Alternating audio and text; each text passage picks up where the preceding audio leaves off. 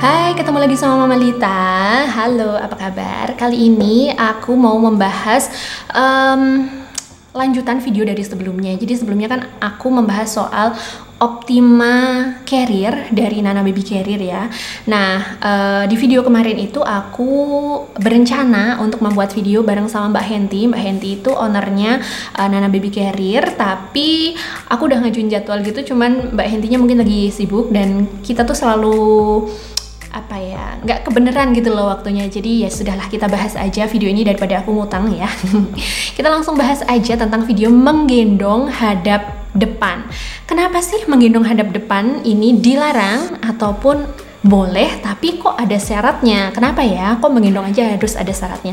Sebenarnya tentang menggendong hadap depan atau front facing out ini tuh sudah banyak dibahas di beberapa artikel. Salah satunya ini kalian bisa baca sendiri lah ya. Ini ada screenshotnya, kalian bisa baca dan bisa googling juga. Ada beberapa video dan juga beberapa artikel yang membahas tentang front facing out ini. Udah banyak artikelnya. Di beberapa artikel ada yang menyebutkan secara keras dilarang gitu. Ini sebabnya dilarang, berbahaya. Nah, kayak gitu ada. Bahkan ada artikel berita yang kayak gini nih, akibat menggendong hadap depan tanpa menggunakan gendongan yang berstandar. Jadi untuk urusan gendong-menggendong hadap depan ini harus sangat diperhatikan ya Bun. Tapi ada juga yang memperbolehkannya dengan term and condition yang berbeda-beda gitu ya. Ada syarat-syarat khususnya untuk bisa menggendong hadap depan. Nah, kali ini aku pengen membahasnya dari sisi mana? Apa sih yang mau kita bahas ini? Aduh, banyak banget ya. Makanya aku bawa laptop karena aku takut ketinggalan ada yang miss gitu yang dari aku bahas karena banyak juga poin-poinnya. Yang pengen aku bahas di sini adalah tentang dari dua kubu. Jadi kubu yang melarang dan juga kubu yang memperbolehkan. Kita akan bahas satu-satu. Jadi pernah ya aku tuh membahas tentang FFO atau front facing out menggendong hadap depan ini di Instagram aku, di Instagram pribadi. Nah, di Instagram pribadi aku itu aku buat stories nih tentang menggendong hadap depan. Kenapa ya menggendong hadap depan kok harus ada syarat-syaratnya? Nah, ada beberapa orang ada juga teman dekat yang mereply storyku itu. Ada yang bilang karena kasihan anaknya lihat ibunya terus, kasihan anaknya lihat mamanya terus, biar ganti pemandangan dong gitu, biar dia terstimulasi dong. Anaknya juga kelihatan enjoy aja, bosen kali ngelihat itu aja terus. Nah, sebelum kita membahas tentang bosen menghadap ibu terus atau melihat ibu terus, melihat itu terus, kita lihat videonya dulu tentang eyes development dari bayi kita ya, dari usia 0 bulan sampai 12 bulan.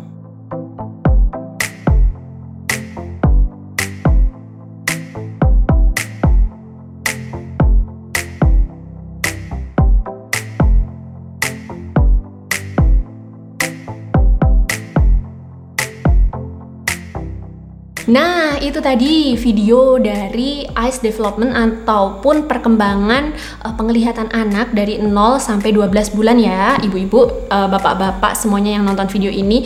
Jadi, ternyata di usia 0 sampai 6 bulan itu memang anak kita itu cuma bisa lihat orang terdekat dan dengan jarak yang sangat terbatas. Yang bisa dia lihat ya hanyalah orang-orang terdekatnya dia. Karena dia cuma bisa ngelihat dalam jarak terbatas. Yang pasti dia lihat setiap hari, itulah yang membuat dia nyaman. Jadi bukan berarti anaknya bosan melihat ibunya terus ataupun melihat itu terus, enggak. Karena memang kebutuhan pada usia 0 sampai 6 bulan anak, ya memang hanya melihat orang-orang terdekatnya karena dia merasa nyaman dengan apa yang dia lihat itu. Karena kalau kita stimulasi, "Nak, lihat itu, Nak, di sana ada coba di lantai 3 ada mainan apa gitu, lampu-lampu misalnya gitu." Itu percuma juga. Karena kenapa? Karena anak kita pun nggak bisa ngelihat. Jadi stimulasinya ya memang diperlihatkan dengan benda-benda yang didekatkan ke anak kita gitu ya, tentunya dengan benda-benda yang aman gitu. Nah, jadi untuk opini bosan melihat mama terus gitu, bosan melihat orang-orang itu terus, mama, ibu melihat ayahnya sendiri, melihat orang-orang sekitarnya, dia bosan dong dia kalau kayak gitu, makanya kita hadapin depan. Itu berarti otomatis terpatahkan ya. Karena apa? Karena anak kita memang lagi membutuhkan untuk melihat orang-orang terdekatnya. Jadi dia nggak bisa, ibu-ibu, kalau kita ajak ke mall terus lihat diskonan, itu nak lihat ada diskonan, nggak bisa, nggak tertarik juga dia. Yang tertarik adalah mamanya. Jadi itu deh ya. dia nggak akan bosan sama kita kok. Jadi percayalah, anak kita tuh nggak akan bosan sama kita, dia pasti akan tergila-gila sama kita, karena untuk anak usia itu memang yang dicari itu ya orang terdekatnya, yaitu ya mamanya sendiri itu. Dia akan selalu tergila-gila sama kita, dia tuh nggak akan bosan sama kita, apalagi sampai usia 2 tahun itu nggak akan terpisahkan sama ibunya deh, percayalah, pasti dia akan nyari-nyari ibunya terus ya. Itu ya. Nah, terus oke, kita langsung bahas aja dari artikel yang melarang gitu ya, karena ada tadi ya artikel 7 bahaya, 5 bahaya menggendong hadap depan dan sebagainya. Jadi kenapa sih ada artikel yang memang melarang menggendong hadap depan atau front facing out ini? Yang pertama adalah resiko bayi tercekik. Nah, kita lihat gambarnya dulu ya, seperti ini. Nah, di gambar menggendong hadap depan tadi, memang posisi bayi itu hidungnya ataupun jalan nafasnya, kalau di prinsip menggendong, airway-nya atau jalan nafasnya itu memang tidak tertutup, mulut dan hidungnya itu nggak tertutup ya. Tapi kenapa bisa disebut resiko bayi tercekik dan susah bernafas, itu adalah kontrol lehernya. Ketika bayi ngantuk ataupun lelah, dia itu refleksnya adalah condong ke depan, gini ya, gini. Nah, kita bisa bayangkan kalau dia lagi gini, kena kainnya itu, gendongannya itu, dia kan bisa tercekik gini ya, berbahaya. Apalagi kita kan posisinya di atasnya anak, kita hadap depan juga, jadi kita nggak ngelihat langsung gini kan, nggak mungkin kita jalan sambil ngeliatin anak ini kan, nggak mungkin ya. Jadi sulit untuk segera ketahui anaknya, oh aduh anakku ngantuk gitu, lama taunya ya, karena nggak langsung kita melihat gitu. Terus yang kedua adalah tidak bisa berinteraksi dengan anak tidak bisa berinteraksi dengan penggendong. Bayangin aja nih ya, misalnya kita lagi jalan-jalan berdua sama suami atau sama teman gitu, tapi kita jalannya depan belakang kayak gini, depan belakang gini ya. Terus kita lagi ngobrol nih, kamu tahu nggak sih gini, kan nggak nyaman ya, karena kita ngobrol gini, orangnya di depan, sama kayak anak kita, sama kayak bayi ya. Ketika kita ngajak ngobrol gitu, kita nggak ngelihat eye contact-nya dia, ya nggak nyaman buat dia. Jadi ini juga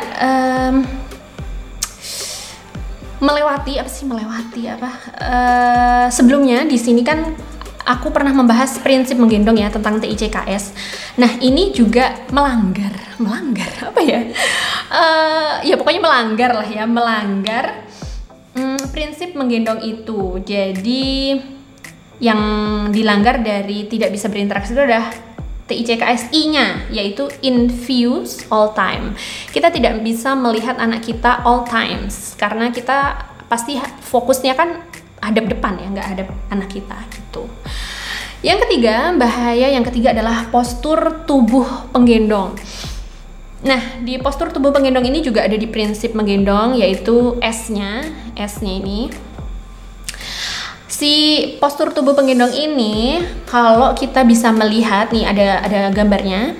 Nah, kita bisa melihat kalau yang menggendong hadap depan itu tubuh si penggendongnya itu dengklak tuh apa ya? Dengklak tuh kayak gini, hadap ada belakang gini punggungnya. Nah, itu kan juga nggak sehat untuk tulang belakang kita. Pegel bun, bisa encok ya kalau lama-lama ya. Nah, kalau kita menggendong si anak hadap kita, ini bisa kita lihat juga tadi di gambarnya, posturnya itu tegak dan lurus gitu. Jadi nyaman buat si penggendong juga. Terus selanjutnya itu kalau gendongan hadap depan itu tidak support kaki. Gimana dengan gendongan yang udah support kaki ya? Kalau yang sudah support kaki ya jalankanlah dengan SOP support kakinya. Misalnya kalian punya gendongan yang support kaki hadap depan, kan ada ininya tuh, apa namanya, waist pad, apa sih, padnya gitu ya, ada padnya gitu ya. Nah, kalau yang ada padnya itu ya memang harus dipakai, karena itu bukan bonus bun, itu bukan hadiah, itu memang digunakan dan dirancang untuk memenuhi prinsip menggendong. Jadi kalau emang kalian membeli gendongan yang bisa untuk menggendong hadap depan, kalian harus baca manual booknya ya, dan juga jangan membeli gendongan yang bisa hadap gendong ke depan tapi abal-abal tuh kayak gimana? Abal-abal tuh nggak safety buat anak gitu, jahitannya kurang kenceng, terus kemudian nggak ada support kakinya. Nah, itu tidak direkomendasikan karena itu berbahaya ya. Itu tadi yang harus pakai support kaki. Karena kalau nggak pakai support kaki, itu kakinya kan menjuntai gitu ya bun, menjuntai itu kayak ongkang-ongkang gitu, kakinya iwir-iwir gitu ya kayak gini. Lah bayangin aja kalian ongkang-ongkang tapi sambil jalan, ininya gerak terus gini, kalian bisa geringgingen bun, bisa kesemutan, sakit kakinya. Nah kalau anak bayi kan nggak bisa tahu ya dia geringgingen atau kesemutan ini, makanya dia bisanya cuman menangis, dan itu kalau terus-terusan kan kasihan ya, bayinya juga bisa kram loh. Nah terus yang selanjutnya adalah bahaya yang selanjutnya menggendong hadap depan adalah overstimulasi. Apa sih overstimulasi ini? Overstimulasi itu gampangnya adalah tadi ya yang kita bahas, anak dianggap seneng melihat banyak benda-benda, tapi sebenarnya dia itu pusing bun, pusing. Kita bisa membayangkan kalau kita lagi nonton TV nih, tapi kita ganti-ganti channel terus, baru mau lihat ini udah ganti channel, baru mau lihat ini baru udah diganti channel. Bunek kepalanya kayak nggak apa ya, pusing gitu ya, pusing. Bayangin juga kayak kalian lagi berada di suatu tempat, lagi ikut kuliah gitu, tapi dosennya banyak banget. Ada yang ngajar bahasa Indonesia, bahasa Inggris, bahasa Arab, kedokteran, ada yang bahas biologi, terus ada juga yang membahas bahasa Rusia. Pusing kan otaknya, sama kayak bayi kita itu namanya overstimulasi. Secara gampangnya gambarannya kayak gitu ya. Nah tanda-tanda bayi overstimulasi itu gampang bun, tanda-tandanya bisa kita lihat secara langsung gitu. Tanda-tandanya adalah bayi matanya tampak lelah. Lelah tuh gimana? Ya kayak kita orang dewasa ngantuk aja, matanya sayu gitu, lelah gitu, nggak tampak semangat gitu ya. Terus suka menggosok-gosok mata, terus suka mengepal ataupun melakukan gerakan tangan yang tidak terkontrol gini, gitu ya. Terus meletakkan tangan di muka, nutupin mukanya dia. Terus melamun, terus berpaling. Jadi, nak lihat itu nak, tapi dia nggak ngeliatin sana, malah ngeliatin sana gitu. Terus kaku, mengantuk, dan mengamuk. Nah itu, yang terakhir itu yang kalau udah bener-bener overstimulasi gitu dia akan mengamuk gitu ya. Nah itu tadi. Jadi kalau ada yang bilang anakku nyaman banget loh digendong hadap depan sampai mengantuk dan dia tidur, mohon maaf bun, itu ternyata bukan nyaman, tapi dia overstimulasi, capek gitu. Kayak kita lagi belajar banyak mata pelajaran gitu kan, tapi nggak selesai-selesai gitu. Terus kalau kita kan kalau lagi nonton TV, bosen nonton tayangannya bisa kita ganti. Kalau kita takut lihat horor bisa kita tutupin. Tapi kalau bayi kan nggak bisa. Jadi kasihan ya, dia misal ngelihat orang asing yang menurut dia menakutkan, tapi dia nggak bisa berpaling. Dia karena ibunya hadap sana terus, jadi dia ngelihat itu terus. Jadi kan kasihan kan. Nah itu, jadi sebenarnya dia bukan nyaman, tapi dia itu adalah overstimulasi sampai capek dan akhirnya dia tidur sendiri bun. Nah dari banyak sebab-sebab kenapa kita tidak boleh menggendong hadap depan tadi, berarti tidak boleh dong menggendong hadap depan? Boleh, ternyata boleh. Ternyata boleh, yaitu dengan term and condition yang aku bilang tadi ya. Syarat-syarat untuk bisa menggendong hadap depan yang aku rangkum dari beberapa artikel, dan juga aku pernah mengikuti kelas menggendong, terus aku pernah tanya-tanya sama konsultan penggendong, dan juga aku membaca buku ini. Sebentar, aku ambilin bukunya dulu. Ini buku menggendong ini, kalian bisa carilah buku ini, dijual online juga banyak. Terus kalau seumpamanya nggak beli buku ini juga bisa lihat di artikel-artikel yang kredibel tuh udah banyak ya. Jadi tadi ya kita mau bahas syarat ataupun term and condition kita bisa menggendong hadap depan. Yang pertama adalah hanya dilakukan oleh orang terdekat. Kenapa? Karena orang terdekatlah yang hanya bisa membuat bayi kita nyaman ya. Terus hanya dilakukan 15-20 menit. Nah ini banyak yang sudah membahas, bahkan artikel-artikel dan juga manual book dari gendongan yang bisa dibuat untuk menggendong ke depan, itu disebutkan bahwa maksimal durasi menggendong untuk hadap depan atau front facing out itu adalah 15-20 menit aja. Jadi kalau kalian jalan-jalan ke mall, jangan ngajak anak digendong hadap depan. Apalagi kalau kalian ngajak naik motor anaknya hadap depan. Karena ini memang aku pernah ngeliat sendiri, anaknya diajak naik motor nih, hadap depan dong anaknya gini, kayak naik motor. Itulah sebabnya juga kenapa car seat yang ada di mobil kita itu hadapnya ke kita, bukan ke depan, karena ditakutkannya juga overstimulasi. Yang hadap depan itu kalau emang anaknya udah gede, car seat untuk anak gede itu dia udah hadap depan. Terus yang selanjutnya adalah hanya dilakukan di lingkungan yang familiar. Ya, dilakukan di lingkungan familiar aja karena yang ditakutkan yaitu tadi overstimulasi juga. Terus hanya dilakukan untuk usia 6-12 bulan aja. Kenapa 6-12 bulan aja? Yang pertama, kenapa 6 bulan? Karena di usia 6 bulan itu kontrol leher anak kita itu sudah bagus. Jadi dia udah bisa menggerakkan dan juga menegakkan leher. Jadi nggak oklak-akluk kayak gini ya. Nah itu kayak gitu. Terus kenapa sampai 12 bulan aja? Kenapa sampai 12 bulan? Itu karena pada usia di atas itu anak kita udah berat dan kakinya udah panjang. Jadi ketika kakinya udah panjang, waist padnya tadi yang untuk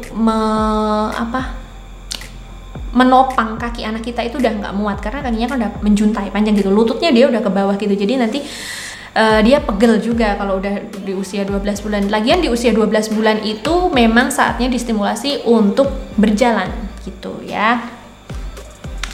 Terus yang selanjutnya adalah pastikan gunakan gendongan khusus yang didesain untuk menggendong hadap depan gitu ya. Jadi kalau gendongan yang nggak bisa hadap depan kayak yang kemarin aku review di Optima Baby Carrier itu kan dia bisanya cuma hadap kita, samping dan juga belakang. Nah, jangan coba-coba untuk menggendong hadap depan dengan carrier ataupun gendongan yang tidak diperuntukkan untuk menggendong hadap depan karena berbahaya dan kalau terjadi cedera itu tidak ada yang menanggung kecuali kalian sendiri ya, ibu-ibu, bapak-bapak yang nonton video ini. Oke.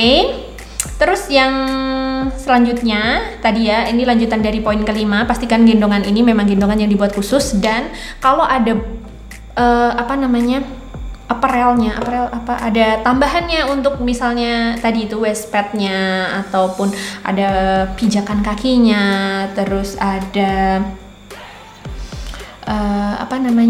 biasanya tuh ada yang macam-macam ya, gendongan tuh ada yang dia pakai waist pad gini, ada yang kakinya juga ada kayak sandalnya gitu juga ada. Jadi kalau memang di manual booknya itu ketika menggendong hadap depan harus dipasang, ya dipasang bun. Kalau enggak, ya nanti resiko ditanggung sendiri gitu ya. Jadi jangan lupa untuk membaca manual book dari gendongan yang sudah kalian beli. Oke, nah itu aja, panjang banget ya sampai haus video ini.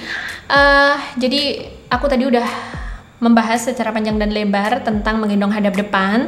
Buat kalian yang mau sharing, silahkan sharing di bawah video ini ya, karena aku pun juga masih terus update dan masih terus belajar karena ilmu itu pasti berkembang. Dulu nggak ada nih namanya belajar menggendong tuh nggak ada. Dulu pun juga banyak yang bilang jadi orang tua itu nggak ada sekolahnya. Sekarang ada dong sekolah menjadi orang tua ya kan. Jadi kalian nggak ada alasan untuk nggak sekolah menjadi orang tua karena menjadi orang tua itu artinya belajar terus gitu ya. Dan aku pun masih terus belajar karena bahkan kalaupun udah belajar pun tetap masih pusing gimana lah aku kalau nggak belajar gitu ya. Oke, itu aja video dari Mama Lita. Jangan lupa untuk klik like dan juga subscribe-nya, dan jangan lupa untuk nyalakan loncengnya dan bagikan ataupun share video ini kalau menurut kalian video ini bermanfaat. Oke, sampai jumpa di video selanjutnya. Dadah.